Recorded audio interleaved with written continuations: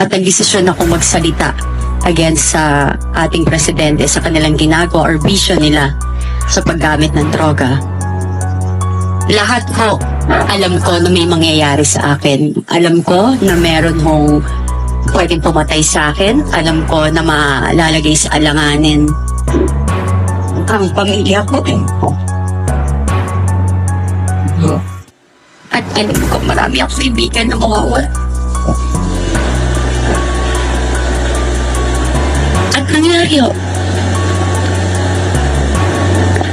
Pero pinili ko pa rin pong magpatuloy kasi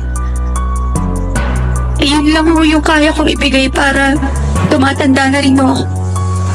And ang hirap din ho sa sitwasyon ko kasi both my parents namatay na ho. Wala akong magulang. And I have 5 kids, 4 na babae. At matitino, matatalino, mababait. I'm so proud of them.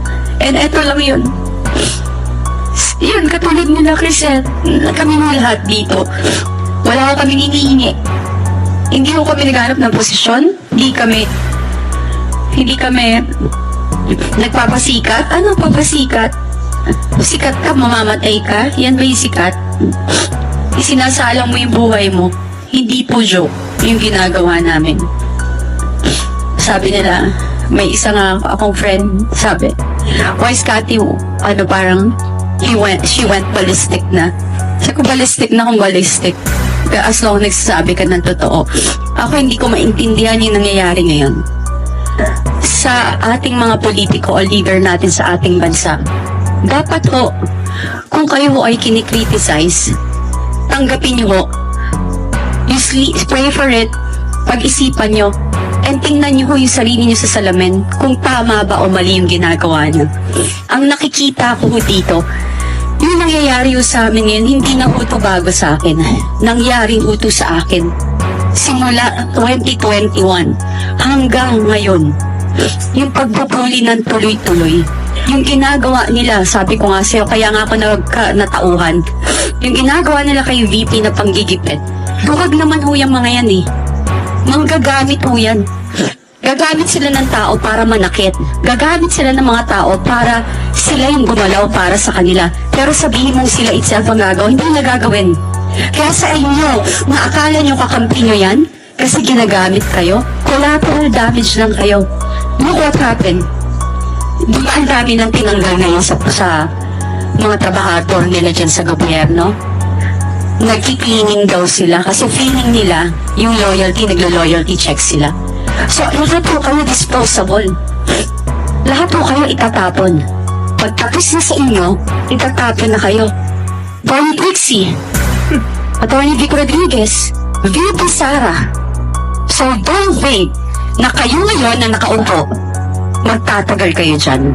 Lahat kayo basura. Lahat kayo trapo. Lahat kayo gamit sa kanila na pag pinagsawaan na or wala na silang pakinabang, itatapon lang din nila kayo. Sa mga tinanggal sa trabaho, magsalita ko kayo. Sa PSG, sa security, sa mga empleyado ng gobyerno tinanggal, magsalita ko kayo. Huwag ko tayong matakot sa kanila.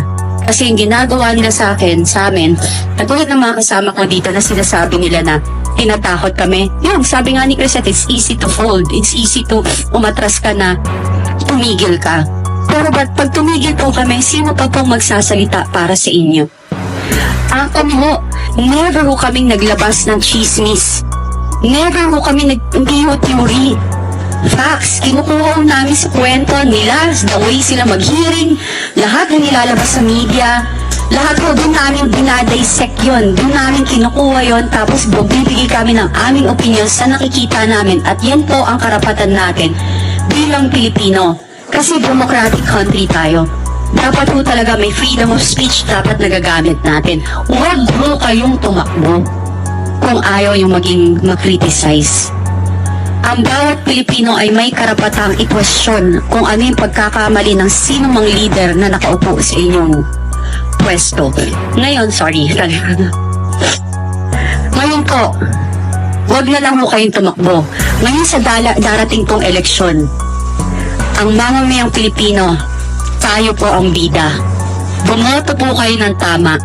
Tanggalin mo ang mga congressman na walang prinsipyo at natakot na mawala ng pondo kasi sabi na napilitan kami. Kasi mawawalan kami ng budget. Ano ba mas importante? Pera o mamamayang Pilipino? Do you think that the Filipino people will never understand your situation, yung sitwasyon nyo, na iniipit kayo? Mas mamahalin mo kayo kasi principled kayo, kasi may integridad kayo. Pero mas pinili nyo na kung ano yung mapapakinabangan nyo more than, tsaka yung posisyon nyo more than sa mamamayang Pilipino. Yun lang po. Kaya dapat po iboto natin, palitan nyo na yung mga congressman dyan na bumoto. So magalit na kayo kasi yung katotohanan eh. Yes, may bayag pa nga itong mga to nakakapagsalita tapos binubuli nyo. Magpakalalaki kayo at matuto kayong gumayang. Women's Month ngayon. May nagsalita, sabi ni Martin, suportahan ng kababaihan. Martin, naging kaibigan kita minsan. Hindi ko in-expect na magiging ganyang kakasama. May asawa ka.